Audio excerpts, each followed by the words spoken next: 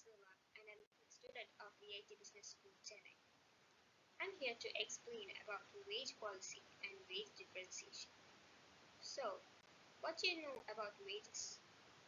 Wages is nothing but a compensation we get for a job we do it on a company or in a business. So, every job role has different wages. So, these wages should be maintained under a policy. In this presentation, we'll be explaining about wage policy and wage differentiation. The term wage policy refers to a legislation of government action that's used to regulate the level of structure of wage or both to achieve specific objectives and for social and economic policy. The social and economic objectives are interrelated. So, wage policy is mainly to achieve economic result that has social implications. Moving on to factors affecting wages policy. There are many factors that affect wage policy. First, demand for and supply of labor. Demand and supply. If the supply of labor is abundant, workers will be ready to work for lower wages. But if the supply of labor is scarce, workers will demand higher wages. So if you have a particular skill and the amount of job is less, we will definitely get high wages because there are only less number of jobs in the specific field. The second factor is prevailing wage rates. Wages paid by one firm generally depend upon the wages paid by competing firms or by other firms in the same locality or by the industry as a whole for the same type of work. Third factor is ability to pay. The wage level of the organization largely depends upon the ability of the firm to pay to its workers. The ability to pay, in its turn, depends upon the amount of profits earned by the organization. So, wages will be generally raised as the firm's net profitability increases. The fourth factor is productivity. Productivity, it is argued that wages should be commensurate with the productivity of the workers. Therefore, the higher the productivity, the higher will be the wage, and the lower the productivity, the lower will be the wage. Third point is cost of living. We live in different societies and the cost of living in many cities are different. Wages should be depend upon the cost of living. Changes in the cost of living therefore leads to changes in the wage rates. It is therefore desirable to increase the wage levels when the cost of living rises. The sixth point is state regulation.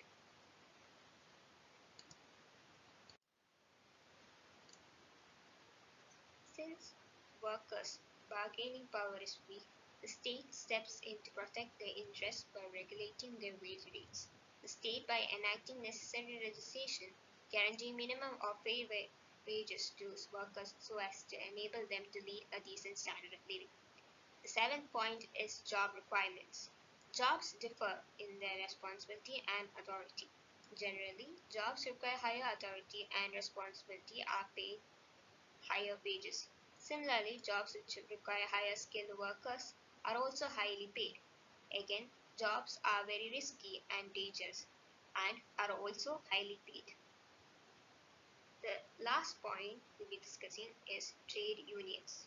Workers who are well organized into trade unions are able to get higher wage rates, whereas those who have not formed such unions are not able to get higher wage rates. Next is concept of wages. There are three main concepts of wage policy. First is the minimum wages, fair wages, and living wages. These three are generally concerned. These are broadly based on the needs of the worker's capacity to work an employee to pay, and general economic conditions that are prevailing in the country. Wages require a person to demonstrate his skills, and the workers who are highly skilled get better wages. The employer should also have the ability to pay the employees. Concepts of wages that are minimum wage, fair wage, and living wage will be explained. Minimum wage is the baseline of wages. It is the base wage provided for sustainability and preservation of efficiency of worker. The more efficiently the worker works, the more the wages he gets. It is for education, medical requirements, and other amenities. Fair wage is equal to rate prevailing in the same trade and in the neighborhood, or equal to the predominant rate of similar work throughout the country. The same job will have the same wage rate across every company. Living wage, on the other hand, is higher than fair wage, provided for bare essentials plus frugal comforts, that is for education of children, insurance, etc. Living wage also depends on the standard of living, the society to which company is, and the type of work. So, the wage policy has two main objectives: economic objectives and social objectives. In economic objectives, full employment and optimal allocation of all resources are across all job roles. The highest degree of economic stability is consistent with an optimal rate of economic progress. According to the economy, when the economy increases, when there is demand and supply, wages also has effect. Maximum income security for all sections of the community is guaranteed. In social objectives, the elimination of exceptionally low wages is considered. There are no very low wages in the economy. The establishment of fair labor standards has been done. Every company requires to give a minimum wage to every employee. The protection of wage earners from the effects of rising prices is also considered. When prices of goods and services are rising, the wages should be increased so as to sustain in the economy. The incentive of workers improve according to the performance. The more productive you work, the more wages you get. The second topic we'll be taking is wage differentiation.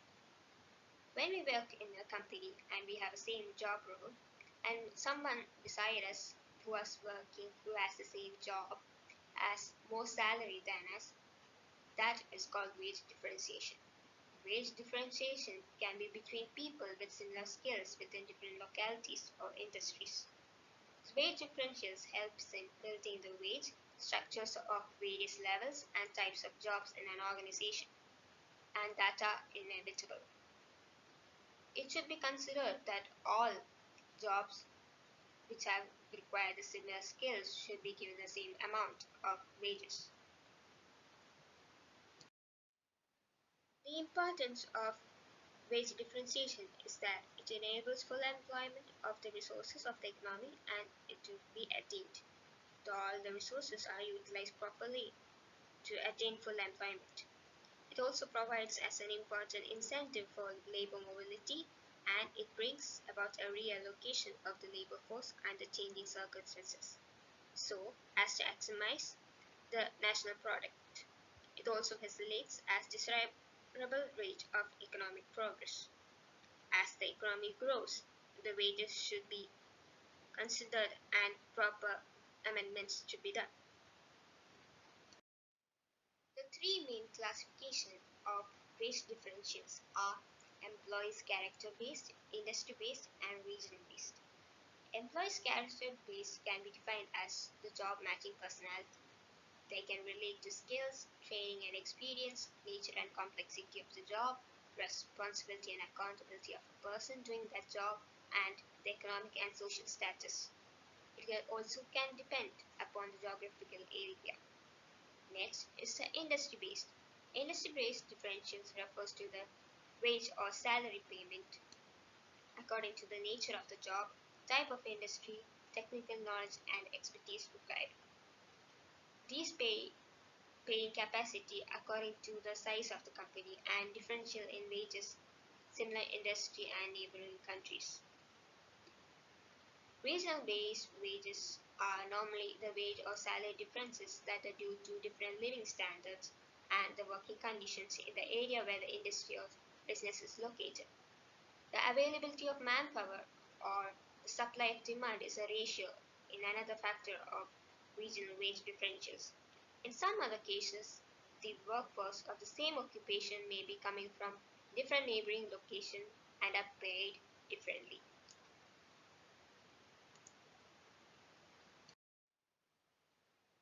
We have come to an end to the presentation. As a conclusion, wages should be decided by market forces rather than institutions. Wages can differ upon various markets. Markets tend to have increased or decreased, so employees should be given the right amount of wages to sustain in the environment. Workers that were previously considered to be skilled may now be replaceable by machines.